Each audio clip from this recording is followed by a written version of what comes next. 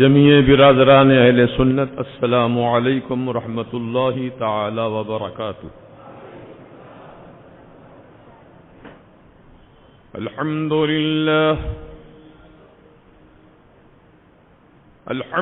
للہ رب العالمین،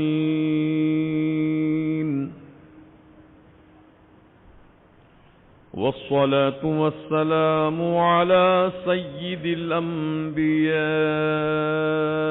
وسيد المرسلين وعلى آله الطيبين الطاهرين وأصحابه الكرام أجمعين وعلى سيدنا سيد الكل وشيخنا وشيخ الكل وغوثنا وغوث الكل سيدنا أبي محمد الشيخ عبد القادر الحسني الحسيني الجعفري الجيلاني رضي الله تبارك وتعالى عنه وعلى جميع أصوله الكرام وعلى جميع فروعه الفخام وعلى جميع مشائخه العظام رضوان الله تبارك وتعالى عليهم أجمعين. أما بعد، فأعوذ بالله من الشيطان الرجيم. بسم الله الرحمن الرحيم.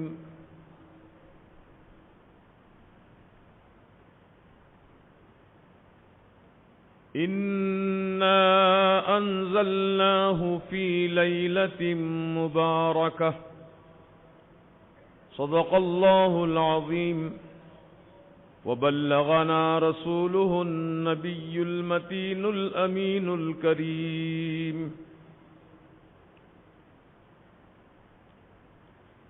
بادہ توحید کے متوالو، شمع نبوت کے پروانوں، غوث و خواجہ و رضا کے دیوانوں، اولیاء کرام کی بارگاہوں سے غلامی کی نسبت رکھنے والوں، اس مقدس شب برات میں حاضر آنے والوں، آئیے ہم سب مل کر عقیدت و محبت کے ساتھ، کامل توجہ اور بھرپور وارفتگی کے ساتھ ہم سبھوں کے آقا و مولا مدنی دلہا، تاجدار عرب و عجم، صاحب لطف و کرم، باعث تخلیق آدم و بنی آدم، اللہ کے حبیب، انبیاء کے خطیب، زخم خوردہ انسانیت کے طبیب، ارواحنا فدا حضور احمد مجتبی محمد مصطفیٰ صلی اللہ تبارک و تعالی علیہ وسلم کی بارگاہ گوہر بار میں ہدیہ درود و سلام پیش کرنے کی سعادتیں حاصل کریں.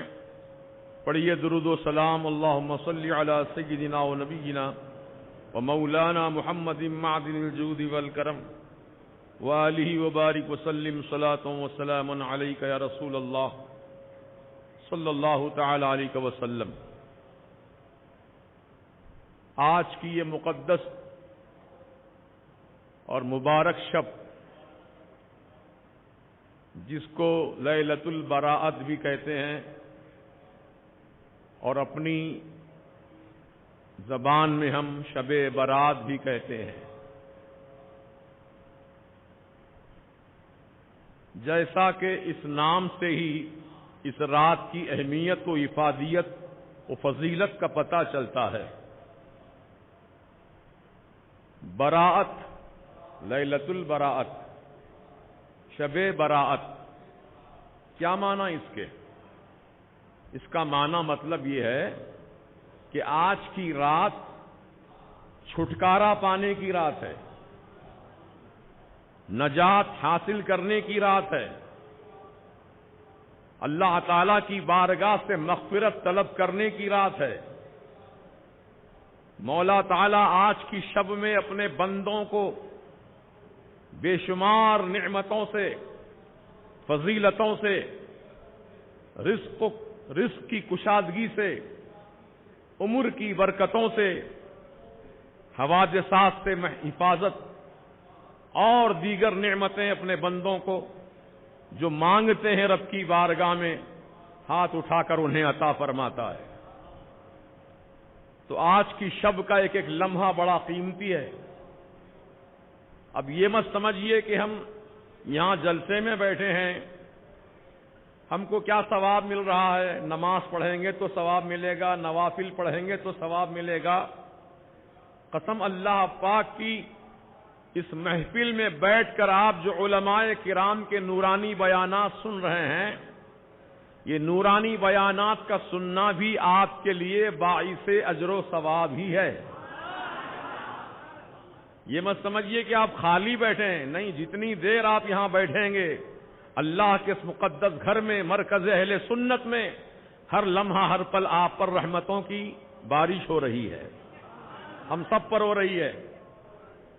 عزیزان محترم، میرے آقا غیب جاننے والے سرکار سید عالم صلی اللہ تعالی علیہ وسلم نے ارشاد فرمایا کہ شعبان کے بیچوں بیچ ایک ایسی رات ہے، اس رات میں اللہ تعالی قبیلہ بنی کلب کی بکریوں کے بالوں کی تعداد سے بڑھ کر، برابر نہیں، بڑھ کر اپنے گناہگار بندوں کی بخشش فرماتا ہے۔ وہ آج ہی کی شب ہے، شعبان کے بیچ میں ہے نا، 15ویں شب ہے۔ اللہ اکبر۔ تو پتہ چلا ہمارے آپ کے پیارے مصطفیٰ صلی اللہ تعالی علیہ وسلم اللہ کے ایسے مقدس نبی ہیں کہ یہ ساری چیزوں کا علم جانتے ہیں، ہر چیز کا علم ان کو حاصل ہے، کیونکہ اللہ تعالیٰ نے قرآن کریم میں ارشاد فرما دیا وَعَلَّمَكَ مَا لَمْ تَكُنْ تَعْلَمْ۔ اے پیارے مصطفیٰ، جو چیز آپ پہلے نہیں جانتے تھے اللہ پاک نے آپ کو سارا علم عطا فرما دیا ہے، آپ کو سارا علم عطا فرما دیا ہے۔ اب کوئی چیز بھی مصطفیٰ جان رحمت کے علم سے پوشیدہ نہیں ہے۔ سمجھ رہے ہیں آپ؟ جسم میں کتنے بال ہیں وہ بھی جانتے ہیں، بکریوں کی تعداد کتنی ہے وہ بھی جانتے ہیں، بخشش کتنوں کی ہونے والی ہے وہ بھی جانتے ہیں۔ آئیے اسی سے متعلق ایک واقعہ حضرت بی بی عائشہ صدیقہ رضی اللہ تبارک و تعالی عنہا، وہ رات کا وقت تھا، اندھیری رات تھی، وہ بستر پہ لیٹی تھی، اللہ کے پیارے حبیب بھی آرام فرما رہے تھے، آسمان پر نگاہیں جمی تھیں بی بی عائشہ صدیقہ رضی اللہ تعالی عنہا کی۔ تو ایک سوال من میں آ گیا اور کر ہی لیا سوال نبی پاک علیہ السلام سے، یا رسول اللہ علیہ السلام بتائیے آپ کا کوئی ایسا خوش نصیب امتی ہے جس کی نیکیاں آسمان کے تاروں کے برابر ہیں؟ کس نے گنے جی آسمان کے تارے؟ اتنے انسان آج تک پیدا ہو چکے اور موجود ہیں اور آگے بھی پیدا ہوں گے، ہے کسی میں اتنی ہمت و طاقت، اتنی نگاہ میں وسعت کہ وہ آسمان کے تاروں کی گنتی کر سکے؟ ارے آسمان کے تارے تو بہت دور کی بات ہے، ہمارے آپ کے سر میں کتنے بال ہیں، ان بالوں کی کبھی گنتی ہو سکی؟ بتائیے، میں جو پوچھ رہا ہوں یہ بات صحیح ہے کہ ایسے ہی ہوائی فائرنگ کر رہا ہوں؟ صحیح بات ہے نا، حق بات ہے نا۔ کوئی بھی شخص یہ دعویٰ نہیں کر سکتا میں جانتا ہوں سر میں کتنے بال ہیں، کوئی بھی یہ دعویٰ نہیں کر سکتا کہ آسمان پہ کتنے تارے ہیں، بولو۔ بی بی عائشہ صدیقہ نے کیا پوچھا ام المومنین نے؟ یا رسول اللہ علیہ السلام بتائیے آپ کا کوئی خوش نصیب امتی ایسا ہے جس کی نیکیاں آسمان کے تاروں کے برابر ہیں؟ تو میرے سرکار نے یہ نہیں فرمایا اے عائشہ ایسا سوال تم نے مجھ سے کر دیا ہے کہ میں جانتا نہیں ہوں آسمان پہ تارے کتنے ہیں، میں نہیں جانتا، میرے امت میں کتنے افراد ہیں میں ان کی تعداد بھی نہیں جانتا، اور کس امتی کے کتنے نیکیاں ہیں میں وہ بھی نہیں جانتا۔ ایسا نہیں فرمایا میرے آقا نے، بلکہ غیب جاننے والے پیارے مصطفیٰ نے ارشاد فرمایا اے عائشہ سنو، ہاں ہاں، فوراً جواب دیا میرا ایک امتی ہے جس کی نیکیاں آسمان کے تاروں کے برابر ہیں۔ یہ نہیں کہا کہ عائشہ ذرا گنتی کرنے دو، تھوڑا ٹائم دو، حساب کتاب کر لوں تب بتاؤں گا، ایسا کچھ نہیں ہے۔ سوال ہوا، جواب مل گیا فوراً۔ میرا ایک امتی ہے عائشہ جس کی نیکیاں آسمان کے تاروں کے برابر ہیں۔ سرکار کون خوش نصیب امتی ہے آپ کا؟ ذرا نام بتائیے۔ تو میرے سرکار غیب جاننے والے سرکار نے ارشاد فرمایا عمر ابن خطاب کی نیکیاں ہیں آسمان کے تاروں کے برابر ہیں۔ بی بی عائشہ صدیقہ سن کر خوش تو ہوئیں، لیکن جو من میں آپ کے بات تھی وہ بات آپ کو سننے کو نہ ملی۔ یعنی آپ کے من میں یہ بات تھی کہ کاش میرے والد ماجد ابو بکر صدیق کا نام لیتے سرکار، کیونکہ سب سے پہلے ایمان لانے والے وہی ہیں۔ عمر ابن خطاب تو بعد میں ایمان لائے، سیدنا ابو بکر صدیق رضی اللہ عنہ سب سے اول ایمان لانے والے ہیں۔ مردوں میں سب سے پہلے ایمان لانے والی ذات کا نام کیا ہے؟ سیدنا ابو بکر صدیق رضی اللہ تعالیٰ عنہ۔ تو ان کے دل میں یہ تھا، بی بی عائشہ صدیقہ کے دل میں، کہ شاید میرے والد ماجد کا نام بتائیں گے آقا، لیکن برخلاف توقع سرکار نے جب حضرت عمر ابن خطاب کا نام سنایا تو سوچ میں پڑ گئیں۔ میرے آقا جو دل کی دھڑکنوں کو جانتے ہیں، اے عائشہ کیا سوچ رہی ہو؟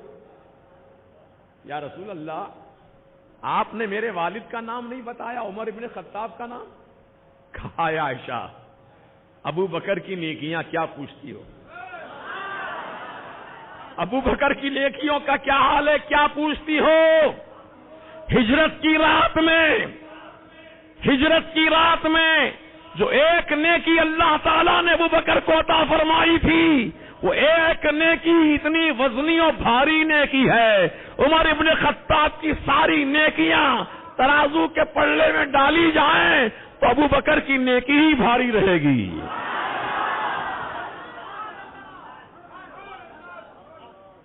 یہ نبی ہیں، نبی کے معنی ہی غیب جاننے والے کے ہیں جی۔ اب لوگ آج تک غلطان میں ہیں، بحث کرتے ہیں، مباحثے کرتے ہیں کہ نبی کو علم غیب ہے کہ نہیں، ہے کہ نہیں، ہے کہ نہیں۔ ارے ہے بابا، بولو جی، نبی کو علم غیب ہے؟ کیا جاننا چاہتے ہو تم نبی سے؟ پوچھو نبی کو، ہر چیز کا جواب تمہیں مل جائے گا۔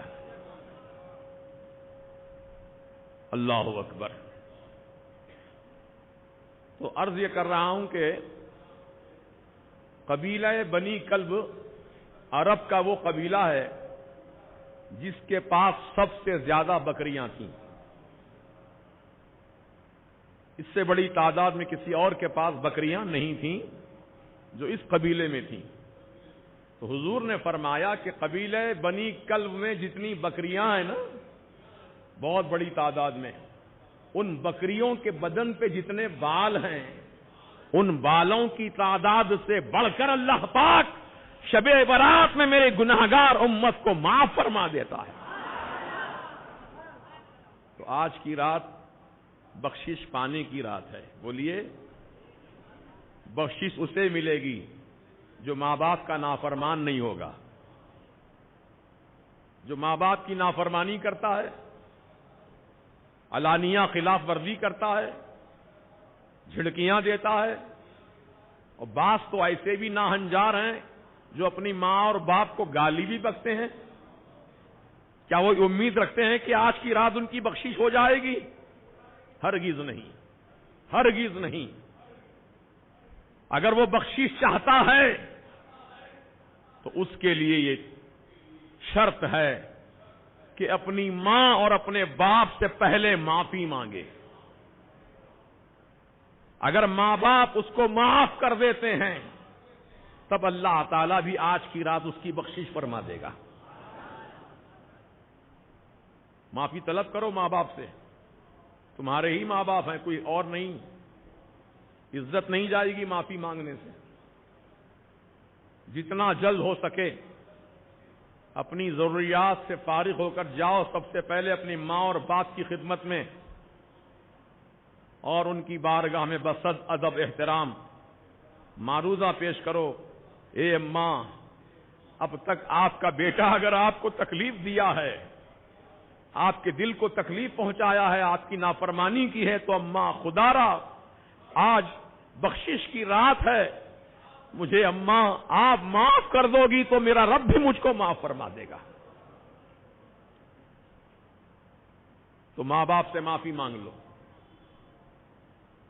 بلکہ ہم آپس میں جو ملنے جلنے والے دوست احباب ہیں وہ بھی ایک دوسرے کو معاف کر لیں۔ پتہ نہیں کس کی بات سے کس کو کیا تکلیف پہنچی۔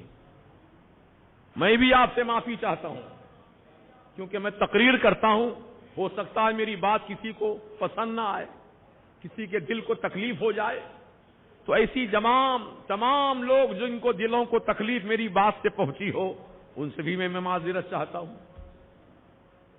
جب میں معافی چاہ رہا ہوں تو آپ کا کام کیا ہے؟ معاف کر دینا۔ بولیے، بولو نا زبان سے، ہم نے معاف کیا، بولو میں نے معاف کیا۔ ارے بھائی، جانے انجانے میں کوئی بھی بات ہو سکتی ہے، یہ تو اللہ کا کرم ہے کہ اللہ پاک نے ہمیں توفیق دی ایک دوسرے سے معافی مانگنے کی، تو اس میں کوئی بے عزتی کی بات نہیں ہے۔ آپ عمر میں مجھ سے چھوٹے ہوں گے لیکن میں آپ سے معافی مانگ لوں تو کوئی بری بات نہیں ہے۔ یہ ہمارے آپ کے آپس کا معاملہ ہے، اس لیے میں آپ سے معذرت طلب کرتا ہوں، کیونکہ آپ مجھے معاف کر دیں گے تو اللہ پاک بھی مجھے معاف فرما دے گا۔ اب میرے ماں باپ تو اس دنیا میں رہے نہیں، ماں کا بھی وصال ہو گیا، باپ کا بھی وصال ہو گیا، سمجھے آپ؟ لیکن ان سے معافی مانگنے کا آج بھی طریقہ ہے۔ اپنی ماں کے قبر پر جاؤ، اپنے باپ کی قبر پر جاؤ اور ان کی بارگاہ میں ایصال ثواب کا تحفہ پیش کرو اور ان سے معافی نامہ پیش کرو اور کہو کہ ماں، بے شک آپ قبر میں ہیں، اے میرے ابا آپ بھی قبر میں ہیں، لیکن میری آواز آپ سن رہے ہیں، میرا معروضہ آپ سن رہے ہیں، میں آپ سے معافی مانگتا ہوں، خدا را مجھے معاف کر دو۔ اگر قبر میں لیٹے لیٹے ماں باپ تمہیں معاف کر دیں گے تو اللہ پاک بھی تمہیں معاف فرما دے گا۔ اب آپ کہیں گے مر گئے، مٹی میں مل گئے، کیسے سن رہے ہیں؟ جیسے کہ فرقہ وہابیہ نجدیہ کا عقیدہ ہے کہ جو مر جاتے ہیں مٹی میں مل جاتے ہیں وہ سن نہیں سکتے ہیں، اور دلیل پیش کرتے ہیں انک لا تسمع الموتى، بے شک حبیب ان مردوں کو آپ سنا نہیں سکتے۔ کون سے مردے ہیں وہ؟ جو حقیقت میں انتقال کر گئے۔ اس آیت میں وہ مردے مراد نہیں ہیں، یہاں مردوں سے مراد چلتے پھرتے مردے ہیں، جو زمین پہ چل رہے ہیں، پھر رہے ہیں، کھا رہے ہیں، پی رہے ہیں، سو رہے ہیں، جاگ رہے ہیں، نکاح کر رہے ہیں، بچے پیدا کر رہے ہیں، زراعت کر رہے ہیں، بزنس کر رہے ہیں، سب کچھ ہو رہا ہے، پھر بھی وہ مردے ہیں۔ کون؟ جو حق سن کر حق نہ مانے وہ مردہ ہے، حق بات کو نہ تسلیم کرے وہ مردہ ہے، حق کو دیکھے پھر بھی تسلیم نہ کرے وہ مردہ ہے۔ سمجھ میں آئی بات؟ تو ابو جہل، ابو لہب، عتبہ، شیبہ اور دیگر کفار و مشرکین جو عرب میں چلتے پھرتے تھے، حضور کی بات نہیں مانتے تھے، معجزے دیکھ کر تسلیم نہیں کرتے تھے. رب نے فرمایا محبوب یہ تو مردہ ہیں, یہ مردہ ہیں, مردہ ہو چکے. یعنی مطلب وہ حقیقی مردے نہیں ہیں, بلکہ اللہ تعالیٰ کے فرمان کے مطابق وہ ایسے مردے ہیں نہ حق دیکھ سکتے ہیں, نہ حق سن سکتے ہیں, نہ حق بول سکتے ہیں. وہ ایسے مردے ہیں. اب رہا مسئلہ جو انتقال کر گئے وہ سنتے ہیں کہ نہیں سنتے ہیں, یہ بھی ایک بہت بڑا مسئلہ ہے, سماع موتا. تو آئیے قرآن کریم کی روشنی ہی میں جواب پیش کروں گا انشاءاللہ. حضرت سیدنا ابراہیم علیہ السلام جو اللہ کے نبی ہیں, انہوں نے رب کی بارگاہ میں ایک دن سوال کیا تھا جو قرآن میں ذکر کیا گیا ہے. حضرت ابراہیم علیہ السلام نے کیا کہا تھا رب تعالیٰ سے؟ ربی ارینی کیف تحیی الموتی, اے میرے رب مجھے دکھا دے آج تو مردوں کو زندہ کیسے کرتا ہے, آج دکھا دے مجھ کو, میں دیکھنا چاہتا ہوں. تو رب تعالیٰ نے کیا جواب ارشاد فرمایا؟ قال اولم تؤمن, ابراہیم کیا تمہارا ایمان نہیں ہے اس بات پر؟ نہیں مانتے تم اس بات کو کہ ہم مردوں کو زندہ کرنے والے ہیں؟ قال بلا ولکن لیطمئن قلبی, مولا ایمان تو ہے لیکن آنکھوں سے دیکھ لوں کہ کیسے تو زندہ کرتا ہے مردوں کو, تاکہ اطمینان قلب حاصل ہو جائے, دل کو تسلی ہو جائے. مولا کرم فرما دے. تو رب تعالیٰ نے کیا فرمایا؟ قال فخذ اربعة من الطير, اے ابراہیم 4 پرندے پکڑو, مختلف النوع, یعنی 4 ایک ہی قسم کے نہ ہوں, الگ الگ قسم کے پرندے ہوں, ان کو پکڑو. فصرهن ثم اجعل على كل جبل منهن جزءا, اے ابراہیم ان پرندوں کو پکڑ کر قتل کرو, اس کو قیمہ بنا ڈالو, گوشت ہڈی پر سب کوٹ ڈالو, سب قیمہ کر دو. اب قیمہ کر دیا تو کیا ہو گئے پردے؟ بولو, پرندے زندہ ہیں کہ مردہ ہیں؟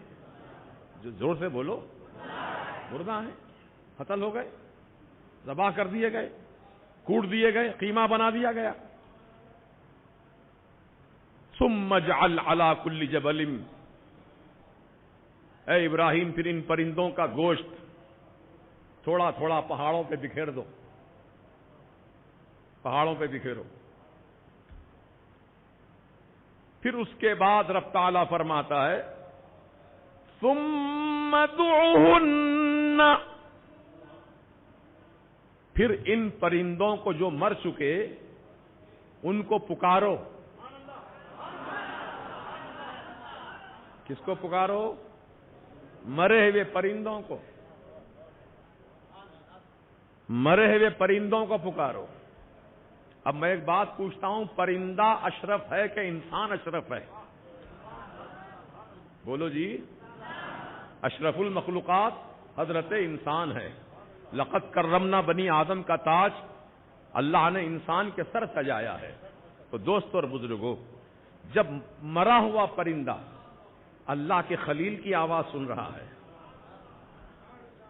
پھر رب نے فرمایا اے ابراہیم جب تم پکارو گے نا مرے ہوئے پرندوں کو, یاتینک سعیا, تمہارے پاس وہ دوڑتے ہوئے آئیں گے, بھاگتے ہوئے آئیں گے, بھاگتے ہوئے دوڑتے ہوئے آئیں گے. جب ابراہیم علیہ السلام نے پرندوں کا نام لے کر پکارا ہے مور چلا میرے پاس, تو مور کے جزیات جتنے تھے مختلف جگہوں پر پھیلے ہوئے اللہ تعالیٰ کے حکم سے ہوا میں اڑ کر سب یک جگہ جمع ہوئے. ہڈی جمع ہوئی, اس پر گوشت جمع ہوا, پھر پر جمع ہوئے, پھر بغیر سر کا پرندہ دوڑتا ہوا ابراہیم علیہ السلام کے قدموں میں چلا آیا, کیونکہ پرندوں کے پورے سر, چاروں کے سر ابراہیم علیہ السلام کے قدموں میں رکھے ہوئے تھے. پرندے بغیر سر کے دوڑتے ہوئے آ رہے ہیں اور دوڑتے ہوئے آ کر اپنے سر سے اٹیچ ہو جا رہے ہیں، اپنے سر سے مل رہے ہیں۔ اللہ پاک نے دکھا دیا مردوں کو کس طرح زندہ کیا جاتا ہے۔ اب یہاں ایک مسئلہ حل ہو گیا کہ پرندے مردہ ہو کر بھی سنتے ہیں، سن کر ہی تو دوڑ کر آئے نا بھائی۔ جب پرندہ نبی کی آواز سن سکتا ہے تو امتی کی آواز نبی کیوں نہیں سن سکتے؟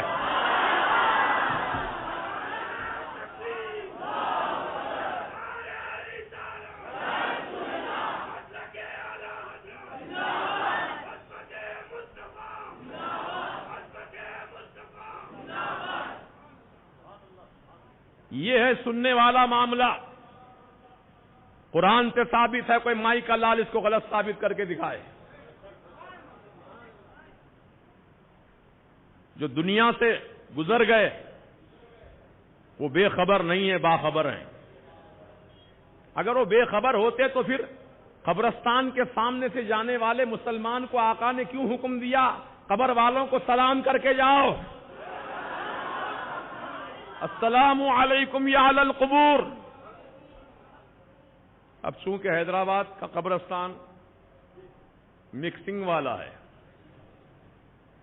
اس میں ہر عقیدے کے لوگ دفن ہیں، سنی بھی ہیں، وہابی بھی ہیں، دیوبندی بھی ہیں، اہل حدیث بھی ہیں، قادیانی بھی ہیں، نہ جانے کون کون سے عقیدے کے لوگ دفن ہو جاتے ہیں قبرستان میں۔ حیدرآباد ہے تو ہم کیا کریں؟ ایک لفظ کا اضافہ کر لیں۔ کیا اضافہ کریں؟ السلام علیکم یا اہل القبور من اہل السنت والجماعت۔ اے اہل سنت و جماعت، قبر والو تم پر سلام۔ دوسرے چھٹ گئے۔ سلام ہمارا سنیوں کے لیے نا بھائی، بولو بس۔ تم جو قبروں میں دفن ہیں وہ سنتے ہیں۔ ایک حدیث کا حوالہ اور پیش کر دوں۔ جنگ بدر میں جو کفار و مشرکین مارے گئے تھے، قتل ہوئے تھے، ان کی لاشوں کو ایک گڈھے میں ڈال دیا گیا۔ بڑا گڈھا تھا، وہ تمام مرے ہوئے کافروں کی لاشوں کو گڑھے میں ڈال دیا۔ بات سن رہے ہیں غور سے میری؟ وہ مسلمان نہیں ہیں، کافر ہیں جو گڑھے میں ڈالے گئے۔ اور حضور پاک علیہ السلام اس گڑھے کے کنارے کھڑے ہو کر ان مرے ہوئے کافروں سے فرما رہے ہیں، جو مردہ ہو چکے، ان کافروں سے ارشاد فرما رہے ہیں، کاش کہ تم اسلام قبول کیے ہوتے، ہدایت قبول کیے ہوتے تو کتنا اچھا ہوتا۔